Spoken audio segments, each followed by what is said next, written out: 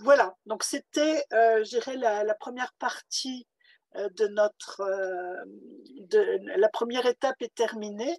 On passe donc à la deuxième étape, qui est le travail sur la concordance.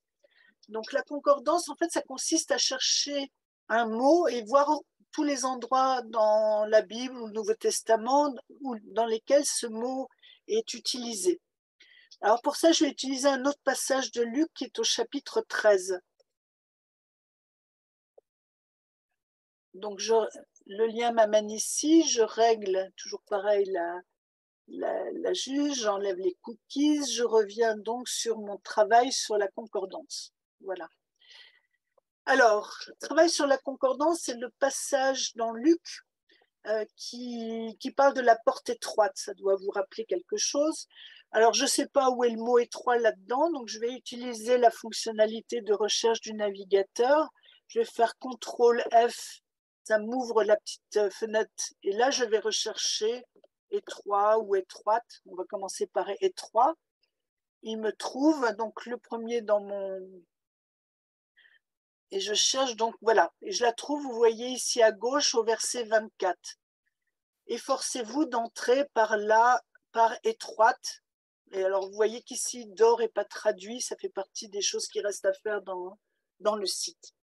Donc, étroite, je vois que c'est l'adjectif sténos en grec. Je clique dessus. Donc, je retrouve le dictionnaire qu'on a vu tout à l'heure. Donc, ça veut dire narrow. Donc, si je demande à traduire, il va me dire donc étroit. Et je vois qu'il y a 3 occurrences de ce mot. Alors, je clique sur 3 occurrences. Et à gauche, je vois où ce mot apparaît. Donc, c'est dans le Nouveau Testament. Je le retrouve en Matthieu 7 au verset 13, toujours Matthieu 7 au 14. Et ici, donc, le passage par lequel on a commencé, le chapitre 13 au verset 24. Et alors, donc ces deux passages qui sont parallèles, ce qui fait que comme on a souvent l'habitude de Matthieu, eh ben on interprète Luc avec les lunettes de Matthieu, et ça donne quelque chose qui n'est pas très, très encourageant. Donc on revient sur ces passages rugueux qui ne sont pas franchement des bonnes nouvelles et où c'est intéressant de repailler pour voir s'il n'y a pas quelque chose qui se cache là-dessous. Donc là, je creuse avec donc avec la concordance.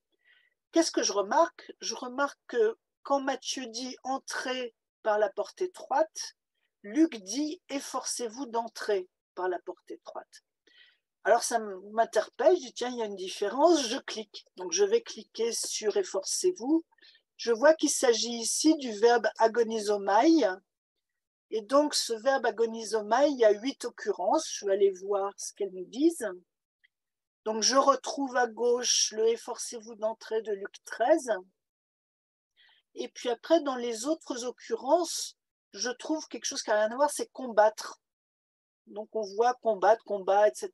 J'ai combattu la course, j'ai combattu le bon combat. Donc, en Timothée, en Colossiens, il ne cesse de combattre pour vous. On est dans un contexte qui n'a rien à voir.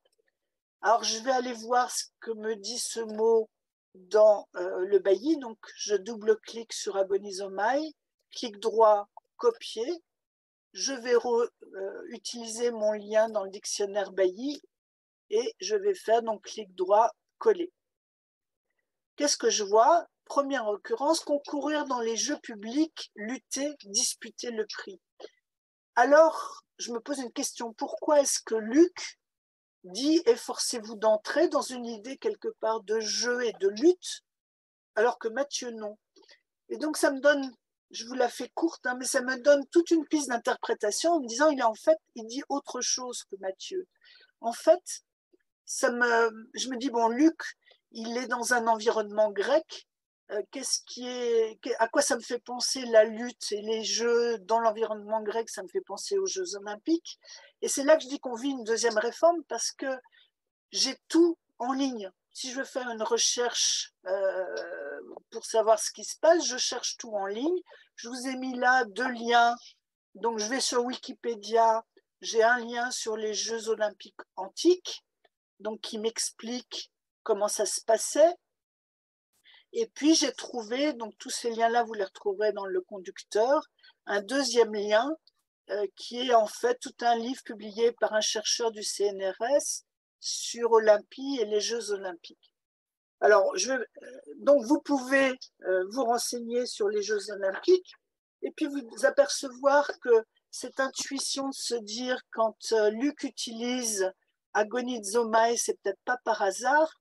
Je vais aller dans donc le site de Lire la Bible. Je vais aller chercher donc mon chapitre 13, comme ça on le lira plus facilement. Et donc je vous la fais très courte parce qu'on a, vous aurez le temps d'y revenir après. Voilà, donc c'est, vous voyez dans la deuxième colonne, c'est la nouvelle seconde, la fameuse porte étroite. Ça commence par une question, est-ce qu'il y aura que peu de gens de sauvés? Donc efforcez-vous d'entrer par la porte étroite. Et vous avez un peu plus loin un verset qui est un peu bizarre, qui dit, alors attendez, je retrouve, voilà, au verset 26, alors vous commencerez à dire, nous avons mangé et bu devant toi et tu as assaini dans nos grandes rues. Donc là, la première interprétation qu'on pourrait avoir, celle qu'on a en général quand on lit ce passage, c'est que les gens qui sont refoulés disent à Jésus, quand même, t'es pas... t'as la mémoire un peu courte parce qu'on a quand même partagé des repas ensemble, on a fait des bons moments, tu nous as enseigné et puis tu nous jettes dehors. En fait, c'est pas du tout, je pense, le sens de ce verset. Quand vous vous imprégnez de comment ça se passe aux Jeux olympiques, on voit qu'en fait les athlètes étaient soumis à un régime très strict pour pouvoir être préparés aux Jeux. Donc ils étaient sous la houlette de gymnastes qui étaient leurs entraîneurs en fait, et ces entraîneurs leur faisaient suivre un régime très strict. Donc en fait, ce qui se dit là, je pense, c'est tu as pu constater qu'on a suivi le régime que les gymnastes recommandaient, etc. Donc on a fait ce qu'il fallait faire. Et là, en fait, il y a une allusion aux observances juives. C'est-à-dire, donc là, on est dans les histoires d'observance de la cacheroute. Donc on retombe dans les interrogations qu'on a dans les épîtres, hein, de se dire est-ce qu'il faut manger cachère ou pas, voilà. Et puis finalement, Paul qui dit chacun fait selon sa conscience. Ici, ce qui se dit, c'est que ce n'est pas l'observance d'une loi qui va nous dédouaner des exigences éthiques. Et c'est ce que dit le verset suivant.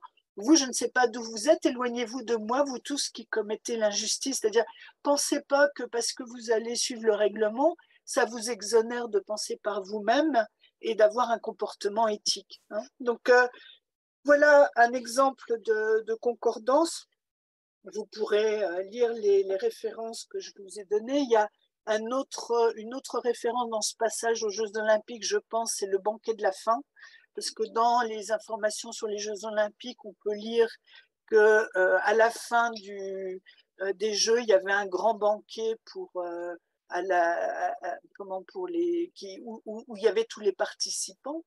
Donc finalement, l'histoire de et on peut lire aussi, alors moi c'est parce qu'on revient sur cette histoire de porte étroite, on se dit c'est quoi la porte étroite? Et dans le livre du chercheur du CNRS, il est fait mention du fait que pour les vainqueurs des Jeux, quand ils revenaient dans leur ville, parce qu'ils étaient tous envoyés ils venaient tous de villes de Grèce, hein, ils représentaient leur ville, donc ça éclaire aussi, je ne sais pas d'où vous êtes, c'est-à-dire qu'en fait on vient de quelque part, donc le quelque part dans la métaphore, c'est la ville qui envoie pour les Jeux olympiques, et donc qui est à comprendre en disant d'où vous êtes spirituellement, où est-ce que vous vous ancrez spirituellement. Je ne sais pas où est-ce que vous vous ancrez spirituellement, mais ce que vous faites n'est pas éthique.